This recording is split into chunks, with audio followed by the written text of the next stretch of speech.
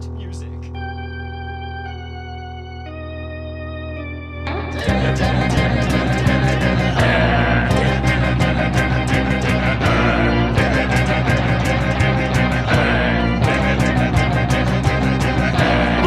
He's not a bat, he's a man who fights crime. And we're gonna watch him fight for a minute at a time. With John and Niall and a guest who just rhyme. It's Bat Minutes!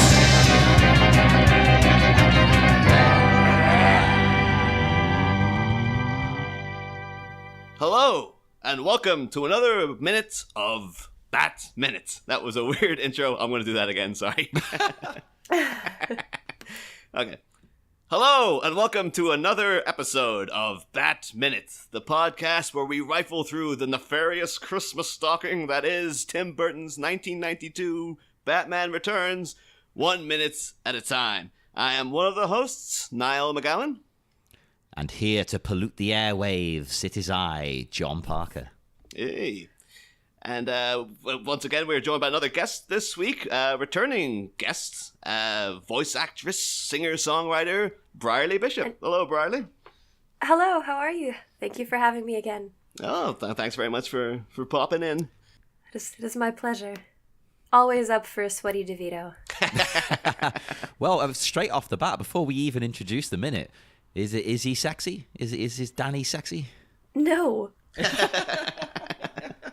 I think they've gone so far out of their way in this film in particular to make him extra not sexy. Like, he actually reminds me a bit of the Walrus, like a less grotesque version, but definitely in the same wheelhouse. But yeah. So we'll be getting in. We'll get into the various grotesque features of the Penguin here. Oh yeah, we will. But yeah, today we're talking about minute 22 of Batman Returns, which begins with the Penguin popping some peas, and it ends 1 minute later with the Max Shreck not admitting anything. It's not in the mission. That's not what he's saying. he's not admitting to anything. But yeah, and I got to say too, one of my favorite scenes of the movie. This whole little interaction that's about to happen here.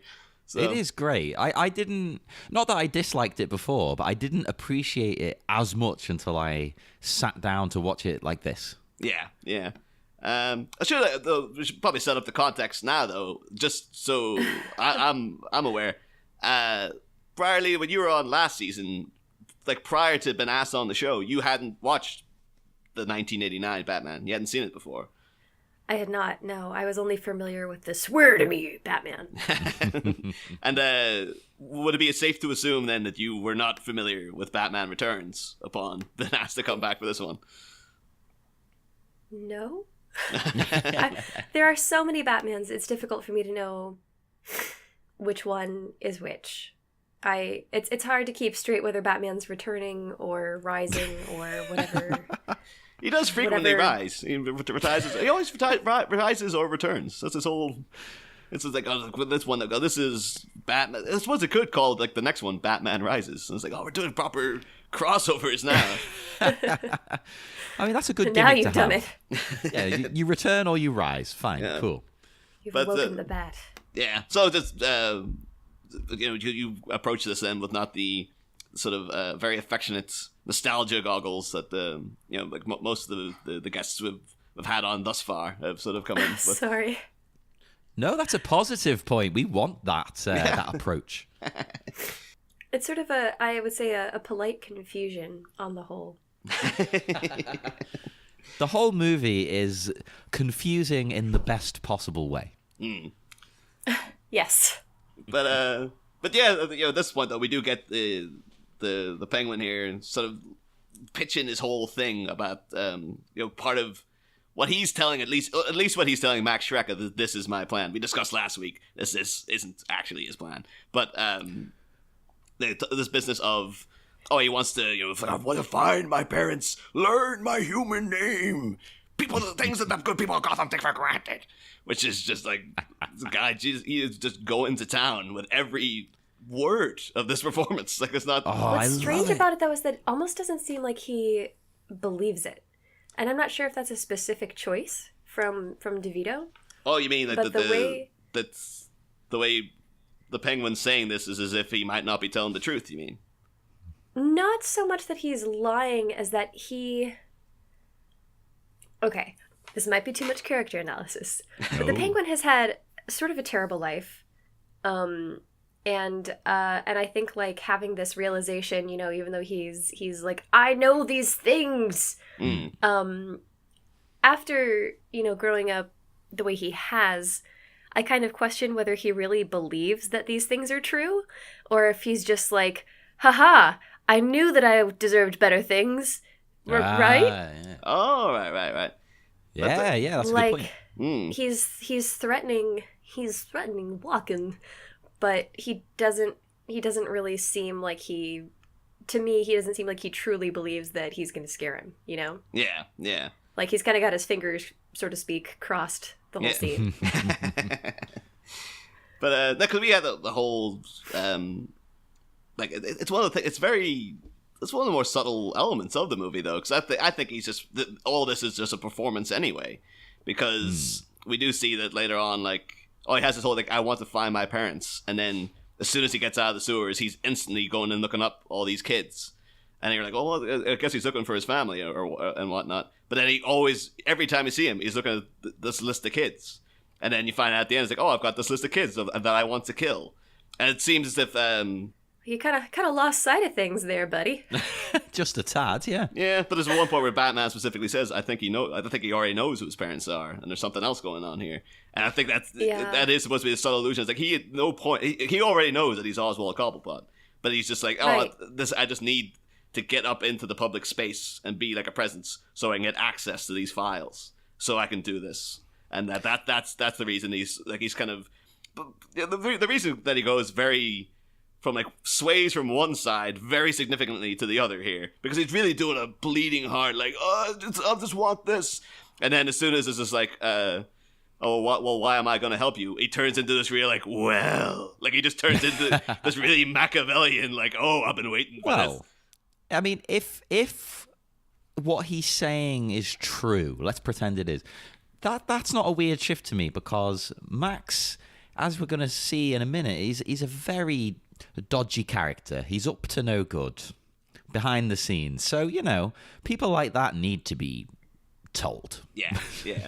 But I kind of interpreted it though just as if like, oh, I've been waiting to do this bit. Like the Penguins were sitting around like, I can't wait to show him all the stuff I got on him. And like if Max Shreck had instantly been like, oh, you poor man, of course I'll help you. He might have been like, oh, you sure that? Because I got loads of stuff though I got to show you as to why you should help me. Like, no, I don't need that. You pleaded your case, okay? Like, oh, no, but seriously, I got some stuff. I got dirt on you, man. It's like, you don't have to tell me that. He knows all about Max. He knows that he's not gonna just agree straight up. I will say though that this is a very specific thing though. But when he does that line though of like, things that the good people of Gotham take for granted, he does this weird facial thing, and he kind of goes like. Meh. And it really channeled, to me, Zed from Police Academy. Like, he just looks like the character of Zed for a second. And he's kind of saying it in a Zed way, and he's doing a Zed face. It's like, now you've upset me, because you've made me think of Police Academy. Oh, but no, Zed was a good character, though. I don't believe I've seen Police Academy. Oh, the love of God, don't go down that rabbit hole. But there's a guy, there's a character in Police Academy called Zed, and you've probably seen the guy. It's Bobcat Goldthwait's the actor, and he has a kind of persistent bit where he kind of talks like this all the time. Like he's got a very weird sort of, but he in this instance though, the Penguin totally looks like Bobcat Goldthwait, like he's doing an impression of him. Would Bobcat Goldthwait have played a good Penguin? He would have played a good version of this Penguin for sure. Yeah, definitely. I could see it working. I don't know if he did that voice the whole time, whether that would have worked. But yeah, I'm not saying he does his Police Academy voice.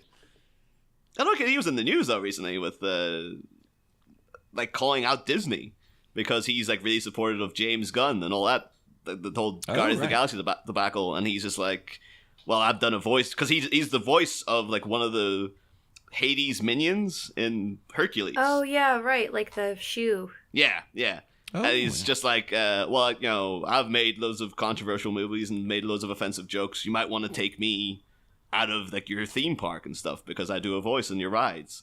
And it's one of those things like, that's very noble of you, Bobcat, but like, you coming for Disney, I think Disney's just gonna be like, whatever. Like, what, you think we can't replace you? Like, we got a million guys who would kill for this opportunity. So yeah, well, yeah, Hey, get rid of that's you. a unique Voiceover voice. is a very small world. You do not have like a short line of people behind you. Yeah. Particularly in things like animation. Like most of what I have done has been commercials, which is great, but it's just nowhere near the same amount of competition. Like, have you ever bumped into Bobcat Goldthwait in the world of advertising? No. But like doing an ad for like, I don't know, like. I don't think we're in the same pay grade. Hey, you never know. That's the thing. I haven't seen him in a while, so you might well be. It'd be great though, like him when you come in and doing like, oh, this is an ad for like a fabric softener or something, and then he came in after, he's like, hey, you should really buy this stuff, it's really great. Oh yeah, like he's like it's like a cleaning product or something. Like he plays like the dust, and I'm like the lemon soap or whatever it is. Oh my god, that's perfect. That's perfect. Let's get this commercial made, right? Let's make him be the dust. You can be the cleaning thing, the Right. lemon or whatever. as you Cleaning say. agent, yeah. There you go. That writes itself. We don't even need a script. Perfect. Guys, I think this spec is going to go places. So I was imagining because those two names together, they're like Bobcat and Bryarly. That's a sitcom called to be made. Like there you go. It's like, oh, they met doing like auditioning for a voice acting role, and like, oh, they don't get along at first, but by the end of the season, oh, it's a heavy will they won't they? Like, what's gonna happen? It sounds a bit too like a children's book about a feral girl who grows up with like a bobcat friend. Oh, see, any one of these ideas, this is all free money. Like, we're giving away these ideas for free out here. Why are we even doing a podcast? Obviously, we should have a publishing firm. Shut this down. Come on. We're stopping the show now, everyone. Thank Sorry. you for listening to Bad Seconds. Yes. In fact, maybe we should start analysing the movie second by second now. Oh, God. I think that'll take a while, particularly at the rate It's we go. taking long enough as it is, let me tell you. But yeah, so well, that's the thing though as well. Like, I'll wait until we actually get to see what the thing is here. But so yeah, so the Penguins, really relishing this business of like, oh, okay, I gotta get to show him all this dirt I got on him. We get a brief shot there of the organ grinder again. Like, I haven't seen him in a while. I think I recognize that actor. Oh yeah, he is like a very famous. Oh, it's that guy actor. That's Yes, Vincent Schiavelli. He was in Ghost, and it's in loads and loads of stuff, in episodes of Buffy and things like that. Angel. He I does think, play a play? lot of like creeping, sweaty people, doesn't he? Yes, I love him, but let's be honest, he's kind of a scary guy. Oh yeah, oh for sure. Yeah, He's got that you aura. would not want to meet him in a anywhere, I suppose. No, God, I bet he's the nicest man in the world, though. Now we've said this. Oh, and tragically, he's no longer around. But Oh yeah, well, okay, was. I know he's passed away, but you don't have to pick apart all of my language just because you're a proofreader. But I will say, we talked about before, one key role he played that I forgot to mention is that he does have another Batman connection, because he was in the episode of the animated series as Zatanna's dad, Zatara. Oh. And Zatanna is like a major DC character who's always appeared in like animated stuff. No sign of her coming to the movies as yet, I don't think.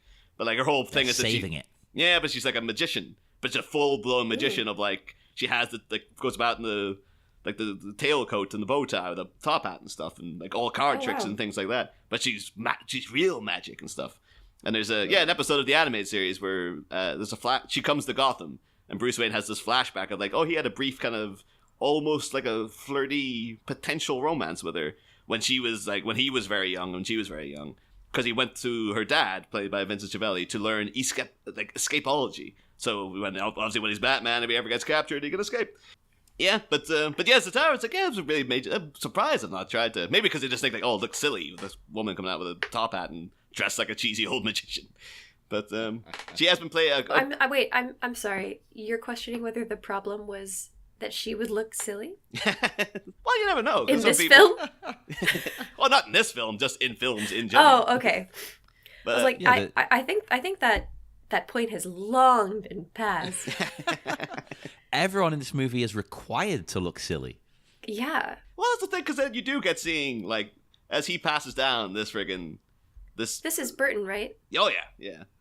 But I actually, watching this film, I think a lot about The Corpse Bride, because the color palette is really similar. And I'm just sort of, like, curious about... because this is, like, way before that, and it to me is almost a little bit... like rough, like in some of the framing, like it seems like it almost was intended to be comic booky, but it's like slightly too large in a way. Oh, does that make sense? Like this opening frame of DeVito, if you just cropped, like, okay, I'm have my hands up to a computer screen, so bear with me. if you cropped like the top half inch and like 2 inches into the left, that would be a comic book panel. Yeah, no, I could see that 100%. Yeah. And so it's just interesting, like whether that was on purpose, like the way that they've not like just before Organ Grinder, like 23 seconds. That's a comic panel. Where he's, No, it is. I think it's deliberate, because we did point Definitely out quite deliberate. a few in the last movie where we thought, oh, even though Tim Burton's not a huge comic book fan, he's clearly framing it in a way that evokes a comic book panel. Yeah. So I think he's definitely, even though this is more of his own movie, he's keeping that up here. Yeah. It had me wondering when his first animated film was, and I wonder if this had been done after he started moving into like stop motion and stuff, if it would look different. Yeah. Oh, that's a good question, actually. So no, he did do, because he would have done Vincent and stuff before this, because he was an animator for Disney, actually, appropriately enough. Right. Yeah. Yeah. So yeah, Did I he, guess, like that's how he and Heller Baum Carter got together. He just wrote her like a lot of little drawings. but the thing is that, like, talk about the people looking weird and comic booky. We do get a good look here at a character who was much more prevalent in the original script, but doesn't really play a role in this movie all that much at all. You see her in the background there, the Python lady. And she is freaking terrifying, because it's like really real Shaka, like deep red hair really pops out with that very murky blue, gray, greeny color palette. But you see her there, fondling her python. And she just looks like, she looks a bit like in Seed of Chucky. That's what she said. But she looks a bit like in Seed of Chucky. Have you ever seen that? Like the offspring. Yeah, absolutely. Of Tiffany and Chucky. It looks a bit like that. She's oddly casual. Like, she doesn't look that invested. Like, the organ grinder is like almost getting off on it, Yeah. That's because she's cool and goth. She's aloof. Oh, like a snake, right. Right. She doesn't care. Yeah. One thing, though, they did, like, she's mentioned specifically as being part of, like, in the original version of, like, the Dan Waters draft, the riot at the beginning of the movie, she is there. But it mentions at one point, like, she's supposed to walk past before things kick off, and she has, like, a big fur coat on, and apparently then you just see two pythons coming down the backs of her legs and out, and that's when, like, everything kind of kicks off. I was like, that would have been such a cool visual. But I guess maybe it was just too difficult to pull off, so they're like, nah, we'll just dial that back. That would sort of be, what is it? It's like the rifle on the wall in the first act or something? Some rule of, yeah. Because then it would just lead to this, where she's not doing anything. Yeah. Like if the movie started off with her doing that, it'd be like, oh, why are we talking about Batman? Give me more of Snake Woman.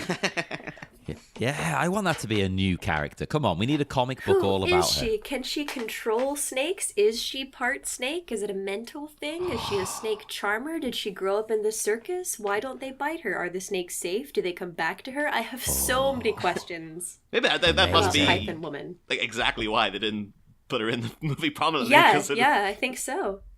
She would just pull focus. Well, that's the thing. Yeah, I like not knowing. I don't need to know. It just pads out his bizarre menagerie. Yeah, and something like this, where she's part of a tableau, it's like, oh, interesting. But if she's like the focus of the first shot, I mean, like in Guardians of the Galaxy, I thought that Quinn, Peter, whatever, was like the least interesting character. Oh yeah. What is happening with the sisters? How did she get here? Why is she missing parts? What is going on? Why are we talking about this random Earth dude? I don't care about him. Talk about the alien cyborg. I'd say in a way you're meant to think that though, because I No, suppose I we think could he's see there him for as the our audience. in.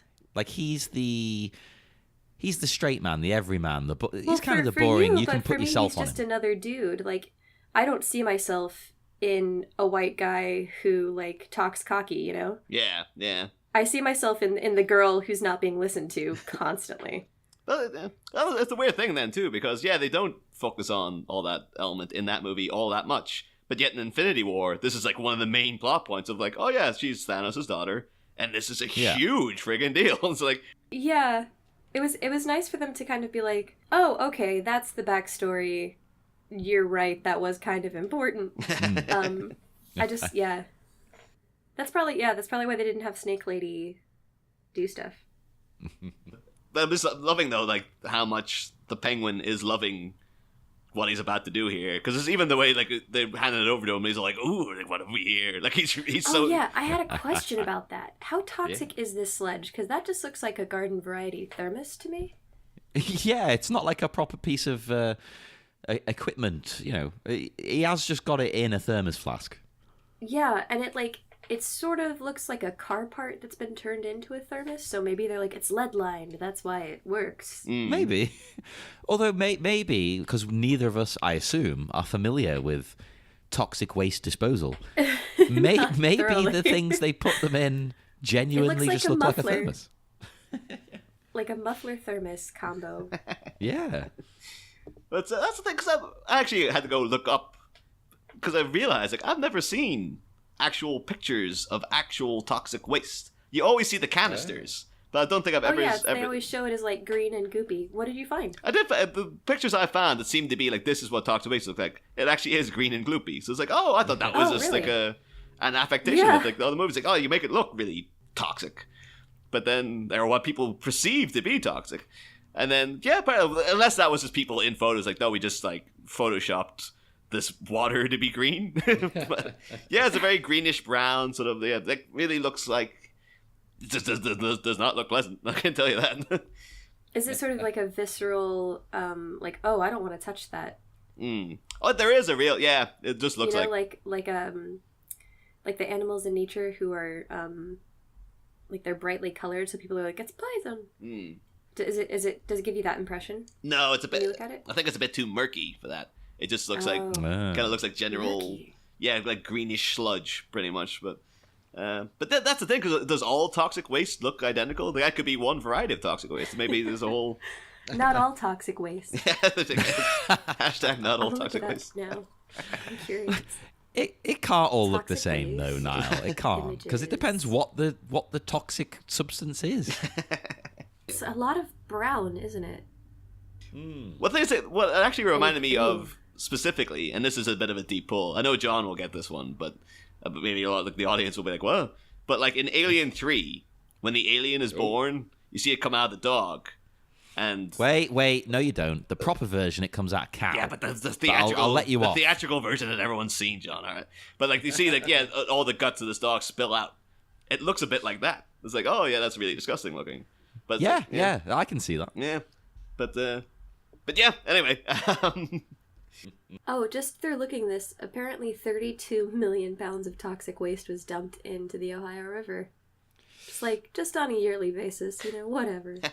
Yeah, it'll be fine. Don't worry. It'll just dissipate. And there's a really terrible picture of a frog with like a leg coming out of its butt, kind of. Oh my god, like something from The Simpsons Yeah. with the three-eyed fish. Ugh.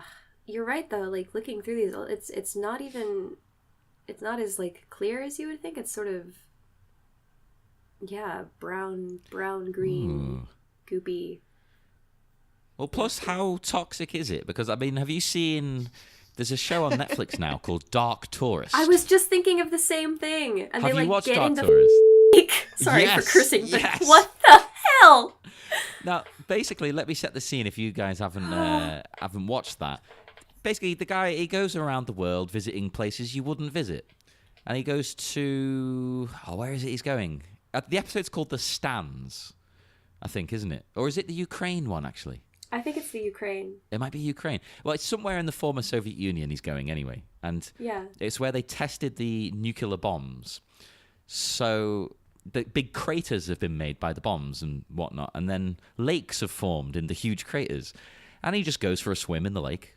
Because the guy says to him, "Oh, it'll be fine. Just don't dive. Just don't dive down. You'll be all right. Just don't go deep, and it's and it's okay."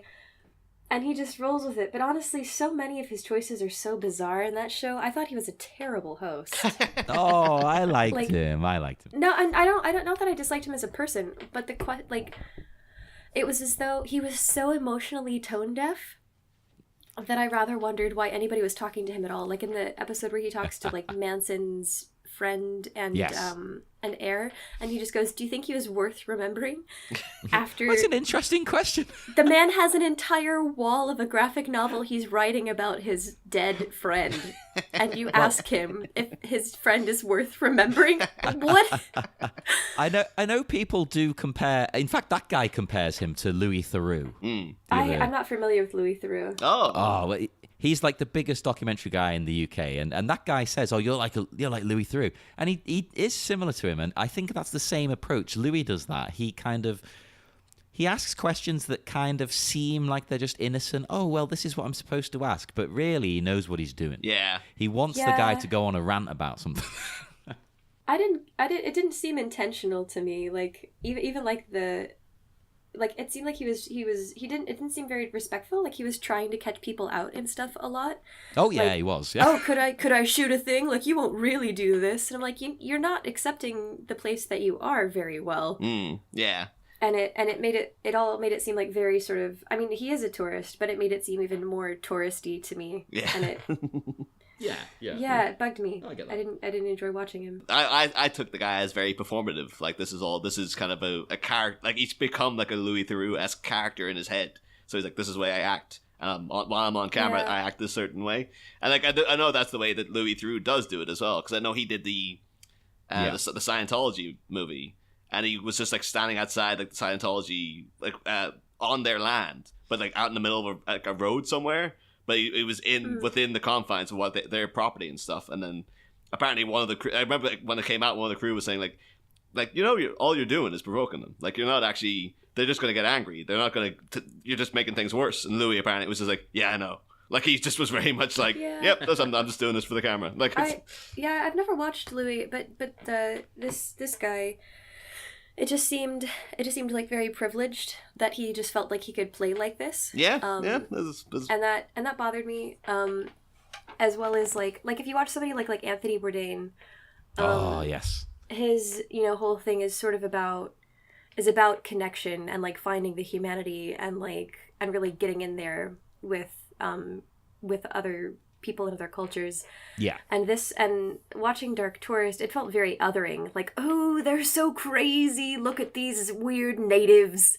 And it just wasn't that's a way to do things, I suppose, but I have never personally found much value in making fun of the other as opposed to trying to understand and connect with it. Yeah, I get that. There wasn't enough of an attempt to explain anything. Or to like not necessarily even normalize things, but to like have compassion towards differences. I mean, I'm a vegetarian, and I hated the funeral rites episode. And was like, this is terrible. Oh yeah, that was crazy. Or like the voodoo one as well. Like I was kind of on this. Like she was like, these guys are dangerous, and I was like, you just killed a bunch of birds. Like at least they're only hurting themselves. You can at least ask questions like, what does this mean for you? How does this feel? Why this choice? Like try to understand. Don't just be like, this is weird. That would make it better. Like if you could make the episodes even longer and put all that in, I would. That would be one of my favorite shows. If you chose different questions, it could be the same. It could be the same length, but instead his questions were like, so you just killed people. Man, that's bad. Yeah. You just live here? Weird. Yeah. I would love to see like maybe like a YouTube spoof, or like just maybe even just a flat out comic of like a documentary guy like that guy coming to Gotham City and just been like infiltrated. Oh my gosh! Like him down in the sewer with the penguin, just like, so this is what you do, huh? And he goes for a swim in the toxic sludge. Yeah. He puts on oven mitts. He's like, "Is this what life is like for you all the time?" But we haven't actually said what this sludge is as such. Oh, I think the sludge, of course. I think it's been alluded to, like in terms of. It's been alluded to, but we've not really said. Just in case weirdos, I know some people listen to these shows having not seen the movies, so this is evidence of Max's evil doing, because this is the sludge that his company is creating, the toxic waste it's creating, and they're dumping in the rivers and lakes. Yeah, well, that's the thing though, because it's within this minute, like within the scene, we start to really get, like, okay, like because to start this whole, what angle to come at this from? Because he's like, oh yeah, we've got a whole lagoon of this stuff in the back, and it's like, so one, I'm thinking, just hold on to it. But the thing is, I'm wondering too, because like they're under Arctic World, which has been shut down. Was Arctic World shut down because this toxic sewage came into the area, so all the animals died and stuff? And then if that's true, because it does, like, at the end, he's planning to put all those kids and Max Shreck into the water around them. But you look earlier in this scene, in this minute, the penguins are swimming in the water. So it's like, well, what are they doing in there? Like, are the penguins impervious to pain or something? They're impervious to toxic waste? Yeah, these are super penguins. As you will see later, they're very smart. They can operate rocket launchers. It could be, yeah, maybe they are like supernatural penguins. Like, maybe that's what, maybe we were like, oh, at the beginning, when you see the penguins come into the basket, we're like, yeah, it's just symbolic of the fact that he's pulled up in front of Arctic World. The penguins didn't literally raise him. Maybe they were trying to be like, no, these are like super penguins. And they totally raised them. I have a quick question. So maybe this was covered, but I just wanted to clarify. Is the penguin the way that he is because of this pollution? Or is that an unrelated birth defect? That's actually what I was going to allude to here now, is that because we see very prominently now, as the scene goes on, the black stuff coming out of his mouth. And he's got like this black bile. And it's like, apparently that was Danny DeVito's idea, that he mixed together like a mouthwash of like sort of black and green, and then before every take he'd take a swig of it, and then. Well, can I just say though, that is the best decision that he. I mean, all of his decisions for this character were great, but that is just so weird and so wonderful. But I do wonder though, like, because I think we did have a thing in the opening minutes, like, oh, why is the penguin so deformed? Is it something to do with like the area of Gotham and the pollution did this to him when he was born or something? And then.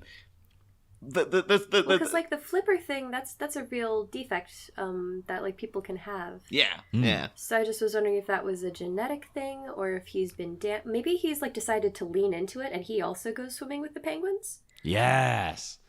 Oh my God, there should have been a scene of him swimming with penguins. Oh, it's sort of sweet in a way, isn't it? That would be sweet.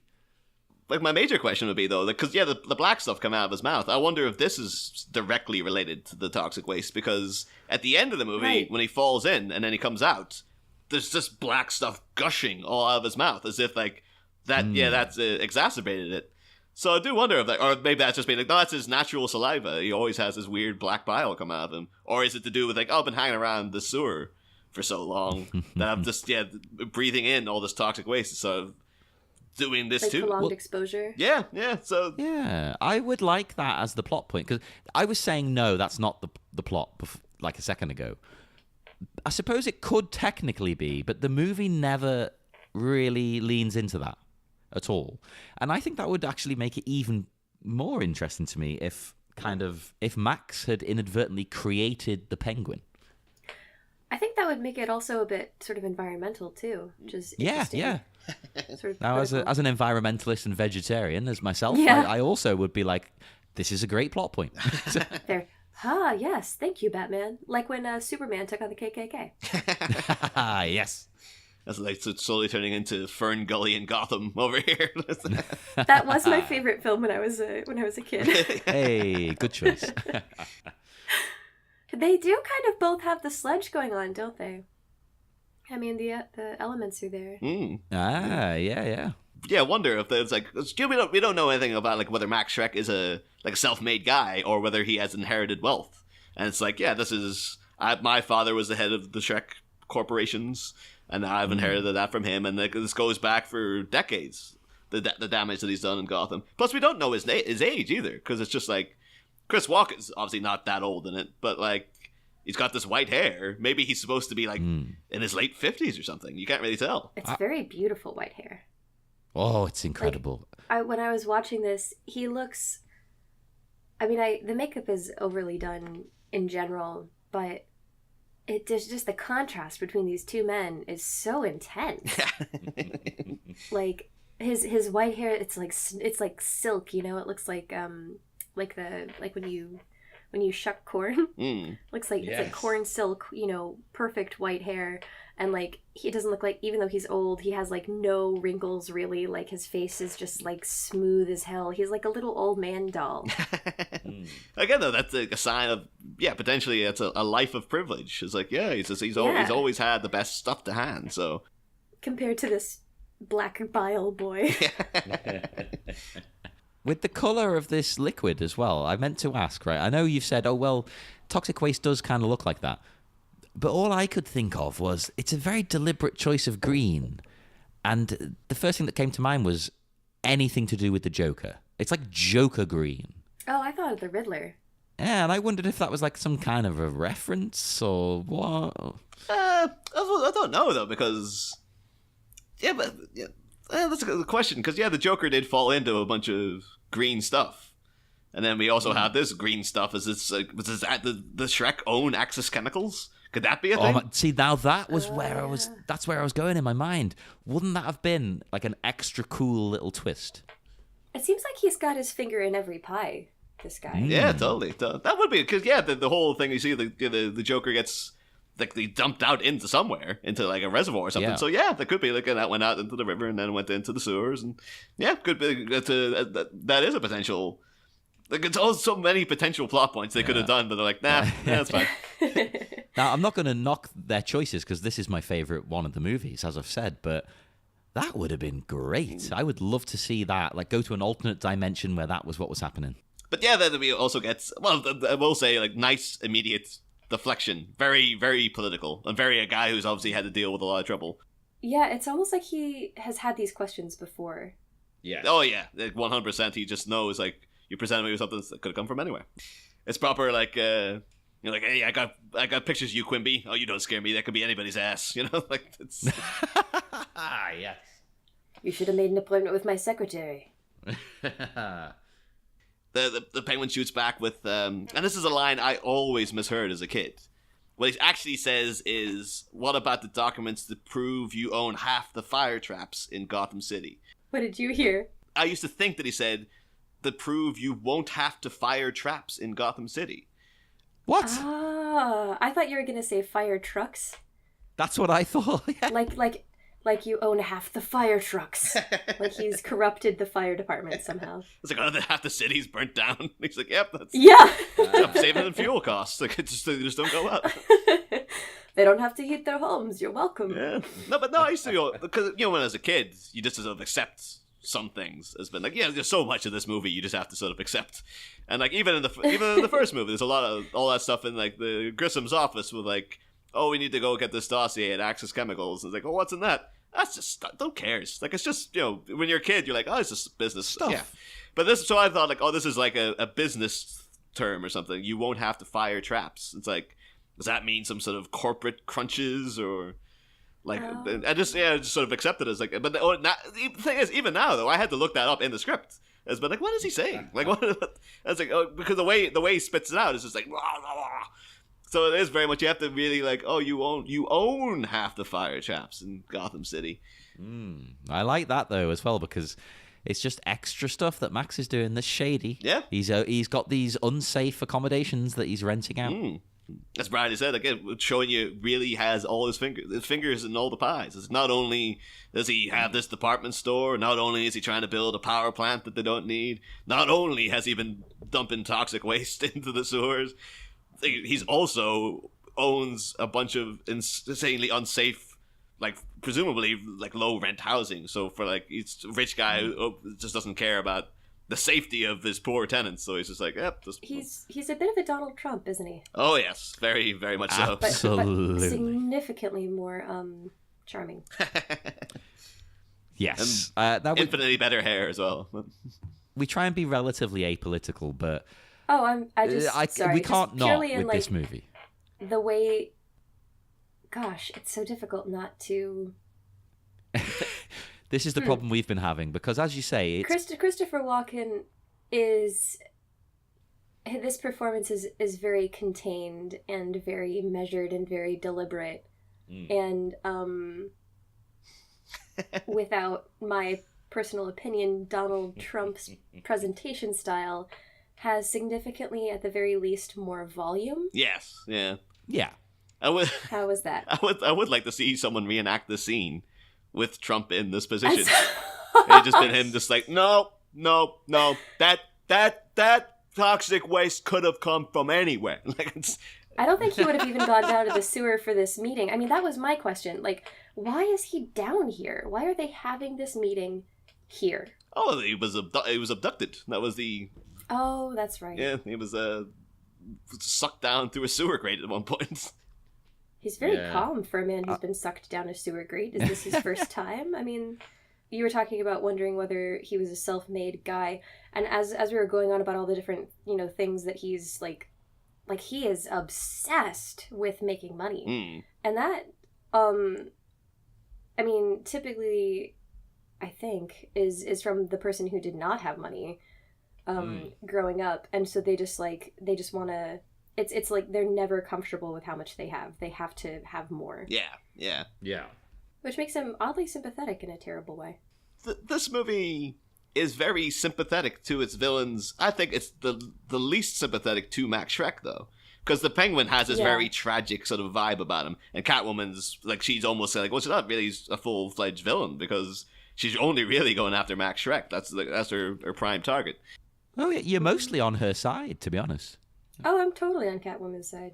But then Max Shreck is, the normal-looking, well, relatively normal-looking, just rich white guy. He is the unrepentant villain. But even then, you could say that his whole thing is that he does really, really love his kid as well. Like, he goes, like, his whole business of trying to kill Selena Kyle is because, like, oh, if she messes us up, everything for my son. He does say, like, this power plant is my legacy for Chip.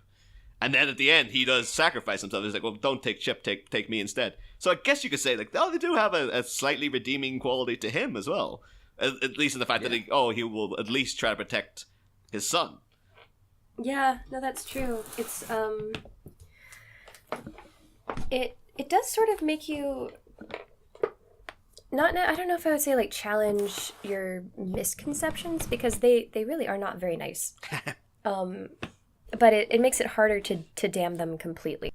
But that makes them a lot more interesting to me than some comic book villains are just, oh, I'm evil. But having said that, I love the way in Halloween, Michael Myers is just evil.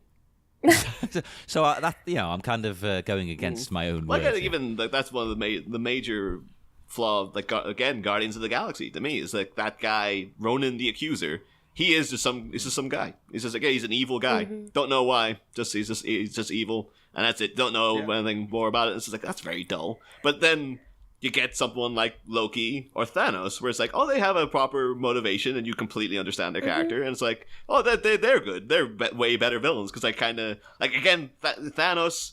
Is he technically? There's a whole debate. Is he technically wrong with what he's trying to do and stuff? Because he does have a mentality of like, I'm doing this for the good of the universe, and anyway. Isn't that more accurate, right? Like, I can't remember where I've read it, but it's that evil people, like, don't usually think they're doing evil. Like, they think they're right. Yeah. They think that they're doing the right and good and correct thing. Well, exactly, because you wouldn't be doing it if you thought it was evil, would you? Right. Nobody, well, I don't know that people necessarily want to be evil, but they want power, but I don't know that at least little kids don't. I don't know. I remember it kind of very much came up, like, very heavily with when Black Panther came out, because there's some, like, proper film critics, like, in the review saying that Michael B. Jordan's villain was so sympathetic in the fact that, like, they're almost like you kind of want his plan to succeed. They were like, oh, because he's been so oppressed for so long, and all he's trying to do is sort of like, well, our cultures have been beaten down. I'm gonna, on a mass scale, beat back. But at the same time, it's like he is still planning to commit genocide. You know, it's not like Yeah. I felt like Black Panther's tagline could have been Black Panther, learn how to communicate. Like every single problem in that movie could have just been like, hey, call your brother, you know? Or like, apologize to the kid you abandoned in 3 easy steps. If only everyone in the world learnt to communicate, you know. Black Panther, get therapy. If a lot of people love each other, the world would be a better place. that was exactly going through my head as well, Sean. It's not even love. It's just talking. Like, hey, my dad died. Can you guys help me out? Oh, yeah, totally. We'll bring you home. No, you can't do that when you're a man. Men don't talk about feelings. That's just giving a fact. Hey, someone has died. Can I get a plane ticket? Nope, you can't talk about it. Men must be silent at all times. Yeah. That doesn't sound like a bad policy. Well, it would certainly go towards helping the world, yes. Says 2 men hosting a podcast. Yeah, very well. This podcast would just be Bryarly talking about this. Apparently, I've been invited on this via email, but I don't. I'd quickly swerve away and be like, "So my cat did this thing." You'll be happy. You can talk about there is a cat in the upcoming minutes, so you'll be happy to. Oh, do you want to go on to the next minute then? Oh well, yeah, because I suppose we can wrap up. Unless anyone's got anything specific about this minute that they want to bring up, or... Well, I just wanted to say one more thing, was that plot-wise, obviously, the Penguin now points out to Max, okay, this chemical could be from anywhere, but he presents him with some proof. He's got some evidence to point him towards it, to incriminate him. That's the next minute, though, isn't it? That's the... No, he says in this one that he's got the proof. Oh, okay. He doesn't present it, though. Yeah, okay. He's in the process of presenting it. But yeah, again, I do love that delivery, though, of Walken doing the... if there was such documents, that's not in the mission. Like, really, like, I know exactly what to say. And I know some like, shifty lawyer could be like, that was on the mission. Like, you're indicating that you know about these documents. But he is doing a proper, like, hey, I'm not saying they're real. But if they were to be real, then I would have seen to it that they were shredded. Oh, but that is the next minute now. Oh God! Let's just move on to the next minute. All right, okay. Go. I'm pulling it up. Hello, computer. So before we go into the dark night, Bryarly, would you like to promote anything or tell our listeners where they can find you online, like on Twitter or anything? Sure. So I have voiced a small character in a version of Heroes of Newerth. I'm playing the punk version of, it's either Dr. or Professor Repulsor. I have a very evil laugh if you like those sorts of games. Oh. You can find me online at Bryarly Bishop on Twitter and youtube.com/Bryarly and on Instagram at Bryarly Bishop. I thought it would have been like, because we had a whole friggin' movie of a villain doing relentless evil laughing the last time. It's a shame you didn't have this the year before. Like, we could have done comparison laughs between you and the Joker. It's a pretty good one. The direction was that they wanted to be able to make it as long as they wanted, so I had to hit a very specific pitch over and over. Oh. Do you want me to do it? If you're comfortable, then yeah, go ahead. Yeah, sure. So it was big like, let me see if I can. Yeah, that's a good nefarious laugh right there. Yep, so scary. We'll call you for any laughing needs we have. Yeah. We have any laughing matters. It's a wordplay. No. Why and what would isn't you? a laughing matter is the fact that you will be joining us again on Wednesday, because we'll be back with another minute. We'll have minute 23. And in the meantime, if you want to chat to us, we are on Facebook at the Bat Minute Listeners Cave. And we're on Twitter at Bat Minute. You can just tweet us there. We got an Instagram as well. You can check that out. I don't know. We use all the things. We're everywhere. Chat to us. And rate us on iTunes, because that helps the show out immensely, even though none of us use iTunes. It doesn't matter. It bumps everybody up. It's great. Is it called iTunes? Is it Apple Podcasts now? What's the... Oh, no, that's a feature within iTunes. Oh, right. Yes, you need to have iTunes and an Apple account, and then you have to go and review and rate the show within that. Yeah. It's very frustrating and annoying. And people are like, oh, these guys don't know a lot about the tech. We did spend about 25 minutes trying to sort out Skype earlier to record this very episode. So. And sort it out we did. Yes. We did. Eventually. And we'll make sure it's working for Wednesday. So we'll see you then. Holy festering phalanges! Shrek's subterranean shakedown is stiffly sustained as circumspect shredded documents are saved from the drain. But will the unflappable Fezziwig finally face a hit once he is met with a moldy, mutilated mitt? Find out Wednesday. Same bat pod, different bat minute.